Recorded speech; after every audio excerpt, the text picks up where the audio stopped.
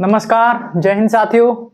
तो बच्चों, इस वीडियो में हम क्लास 10th का एक बहुत इंपॉर्टेंट चैप्टर है हमारा surface areas of volumes end of volumes. ठीक है, अब सरफेस एरिया निकालना है हमें इनमें से इस चैप्टर में। तो इसका एक बहुत इंपॉर्टेंट क्वेश्चन है हमारा, ये लगभग 2-3 बार आपके एग्जाम में पूछ लिया गया है।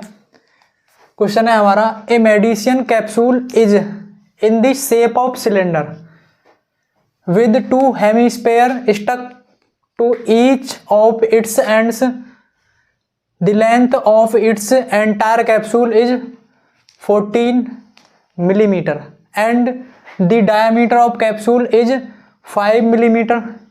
Find the surface area. ठीक है बच्चों, देखो हमारे पास में कोई कैप्सूल है। कैप्सूल तो सबने देखा होगा, जो कैप्सूल होता है वो एक सिलेंडर के आकार का होता है ना, शेप का होता है ना। अब उसके दोनों एंड्स पर क्या लगे होते हैं, 2 हेमिस्फीयर लगे होते हैं। ठीक है बच्चों, तो एक पूछ रहा है कि इसका सरफेस एरिया बताइए पूरे का, है ना। तो इसमें 2 हैं, 2 शेप हैं इसका हम सॉल्यूशन करें।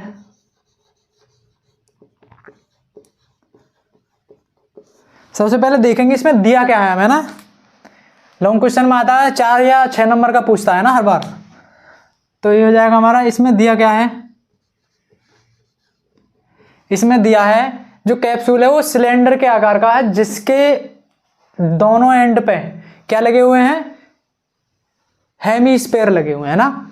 अब हम देखेंगे टोटल हाइट ऑफ कैप्सूल कितनी दी हुई है, 14 मिलीमीटर है ना। और डायमीटर ऑफ कैप्सूल कितना हो जाएगा, 5 मिलीमीटर। ठीक है बच्चों, अब हम इसके रेडियस की बात करें तो रेडियस क्या हो जाएगी, रेडियस जिसको R से रिप्रेजेंट करते हैं, क्या हो गया वो, इसकी आधी हो जाएगी, मतलब हाफ हो जाएगी, है ना, 5/2 मिलीमीटर। ठीक है बच्चों, अब ये दोनों जो हमारे पास में दोनों शेप हैं, दोनों की रेडियस सेम होगी, क्योंकि एक से है ना दोनों साइड में। तो क्या हमारा हेमिस्फीयर की भी 5/2 रहेगी और जो है हमारा सिलेंडर इसकी भी 5/2 रहेगी। ठीक है बच्चों, जैसे अब इसकी हम हाइट की बात करें, किसकी, जो ये हमारा क्या सिलेंडर, हाइट ऑफ सिलेंडर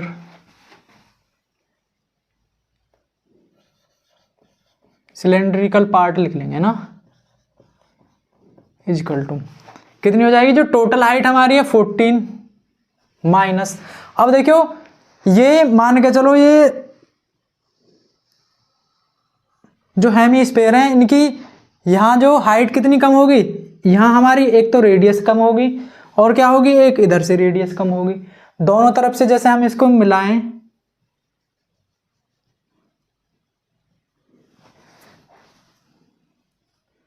तो ये जो रेडियस है ये हमारे हेमिस्फीयर की रेडियस है और वॉल्यूम की।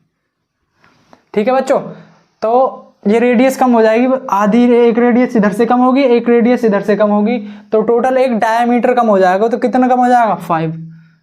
तो ये हो जाएगा हमारा 9 मिलीमीटर।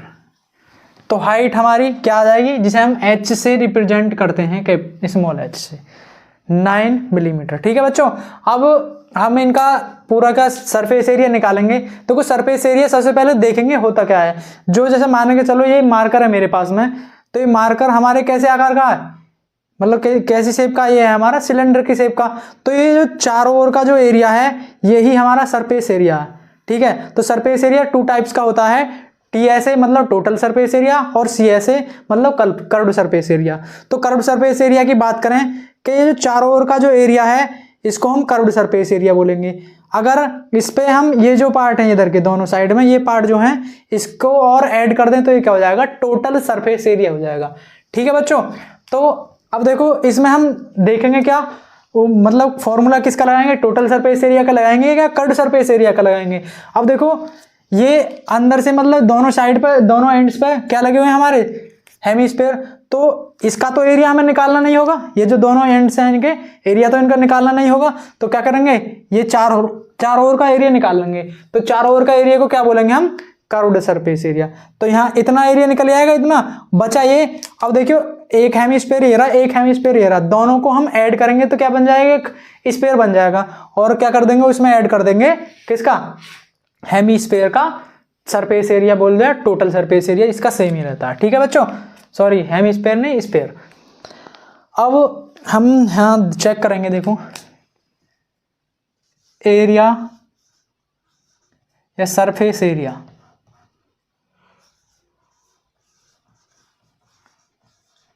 एरिया ऑफ कैप्सूल बराबर क्या हो जाएगा, CSA of cylindrical part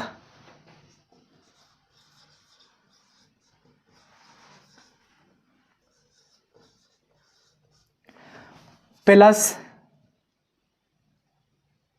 2 multiply में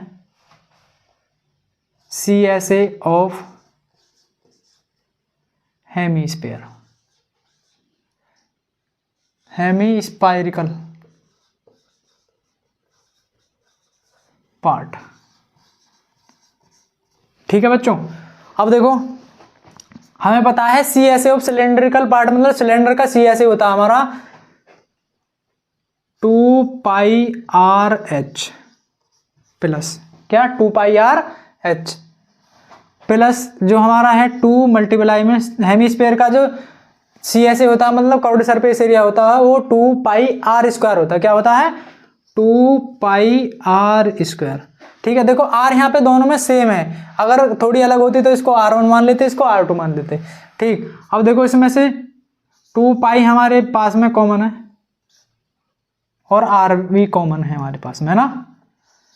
तो क्या हो जाएगा, यहाँ h बचा हमारा और यहाँ क्या आ जाएगा 2r, 2πr into h plus 2r। ठीक है बच्चों, अब देखो 2π की वैल्यू हम रखेंगे 22/7, r की वैल्यू आई है 5/2 और h है हमारी 9 है ना, 9 मल्टीप्लाई में 2 और 5/2, 2 से 2 कट हो जाएगा, ये हो जाएगा यहाँ पे